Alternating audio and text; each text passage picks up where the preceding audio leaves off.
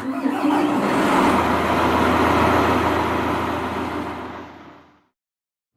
everyone, it's Shane from Hanlon's for another Maintenance Monday. Today we're going to talk about getting your cutter ready to go. I know lots of guys have been in the field already cutting.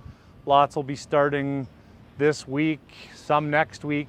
But just a reminder, as you go through your machine and you check all your oil levels and your tire pressure and everything to get it ready to go, make sure that you fire up your auto steer.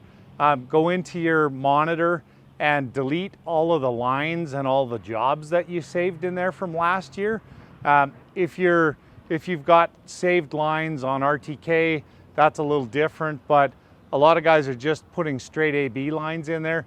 If you can delete those and clean that up, it just makes your steering system run a lot better. It doesn't matter what the steering system in the unit is, whether it's the older Topcon ones or some of the Trimbles that you may have installed in there, or even the WR265s that have 2 screens. Just clean out those old lines that are in there, because the more stuff you have saved in the monitor, it clutters everything up and it actually slows the system down a lot of times. And then just a reminder, if you have one of the old GX45 Topcons, they are not repairable.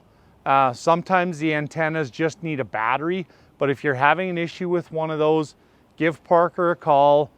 Push comes to shove, he can probably line you up with a new system to put in there that will continue to steer it for you. Hopefully that helps you out. Thanks for watching.